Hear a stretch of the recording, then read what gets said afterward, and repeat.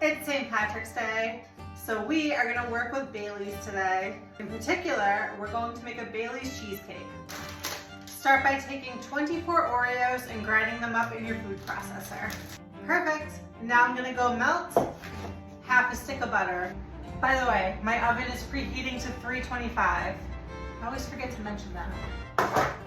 Butter's melted, and I prepared my 9-inch springform pan by spraying the sides with nonstick spray and using parchment paper on the bottom. It'll just help for an easier release. Actually, you need it. You need parchment paper when you're making cheesecakes. Otherwise, you're never gonna get the bottom part off of your cheesecake, despite how much Pam you spray. Speaking from experience. Combine your butter into your Oreo crumbs and mix it together. For this, it's easier to just get right in here with your fingers. And evenly distribute your Oreo crumbs at the bottom of your pan and go slightly up the sides with it, if you want.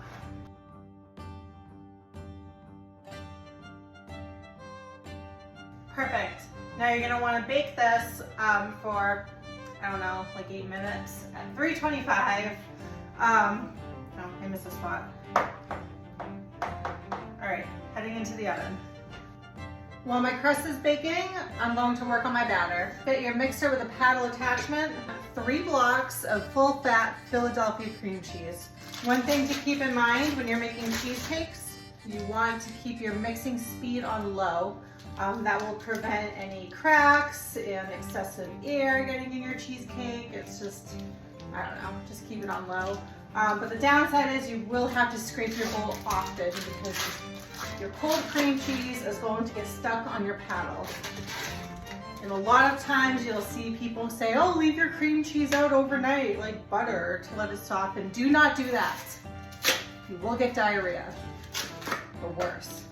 So I take it right out of the fridge, cold as can be. It's frustrating, it's annoying, but no one will get food poisoning. Because diarrhea is more annoying. Beautiful. Start this on low.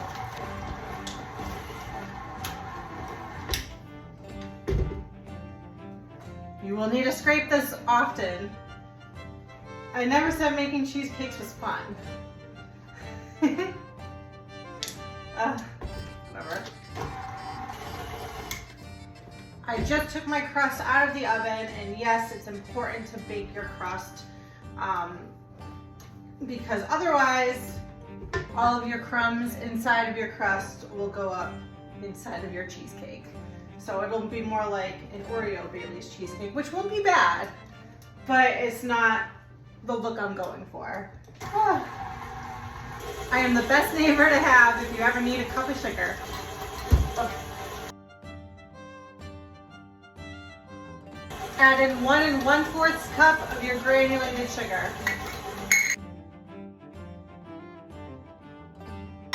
Remember, Bailey's has a lot of sugar in there, so you don't need as much sugar as you would for a typical cheesecake. Usually for like one of my plain original cheesecakes, I use almost 2 cups of sugar. But when you incorporate other ingredients that naturally have sugar, like Bailey's, it'll reduce the amount of granulated sugar that you add. Pinch of salt. Scrape my bowl again. If you don't keep scraping your bowl continuously, you're going to get lumps in your batter. And so I know it's annoying, but it'll be worth it. A couple of teaspoons of cocoa powder. Teaspoon of vanilla extract. Tablespoon of flour will help stabilize all the liquids that we're about to throw in here. Sour cream, 3/4 cup of this.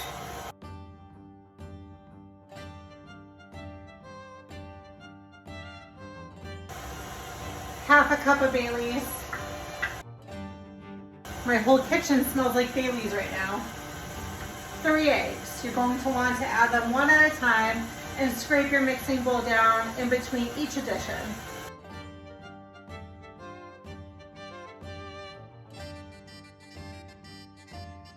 I always crack my eggs into bowls first because I am notorious for getting shells in them. I'll have to dig them out. But I actually did really good this time. No shells, so me.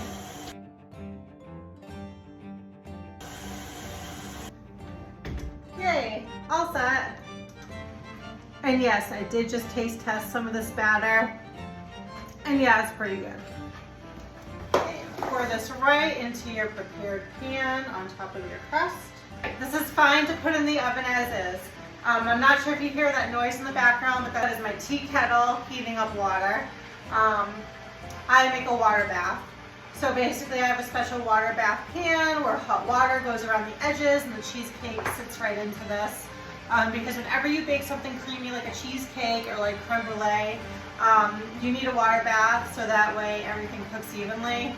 I mean, I guess you don't need a water bath. So I made cheesecakes for a couple of years before I bought a water bath pan, and they were fine. It's just that the crust was a little overcooked, and sometimes the very center was like a little bit under, but honestly, no one complained. So you can stick this in the oven as is. I guarantee you no one will say anything.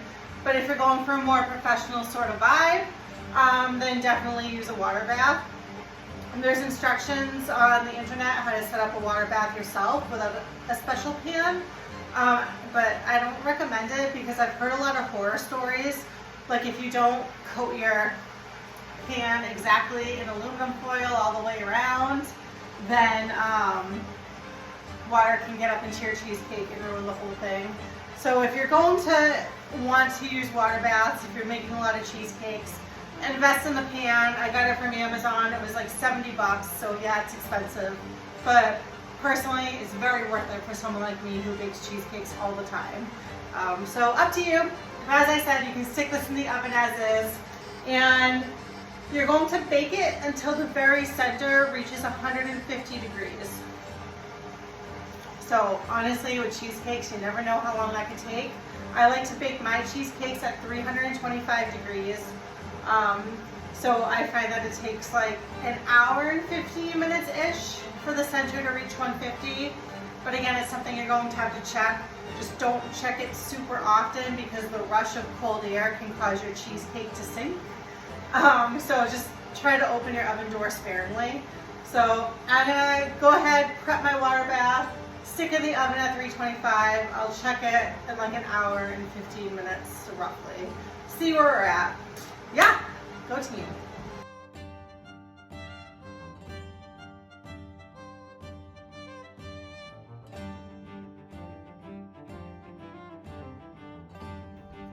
All right, friends, so my cheesecake has been baking for an hour and 15 minutes at 325 degrees.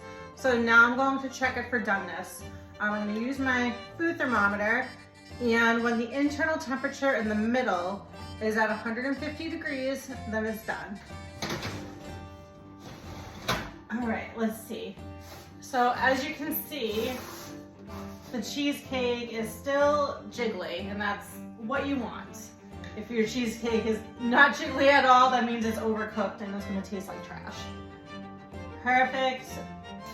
Now, with cheesecakes, you don't wanna just rip them out of the oven because the rush of cold air will cause the cheesecake to sink.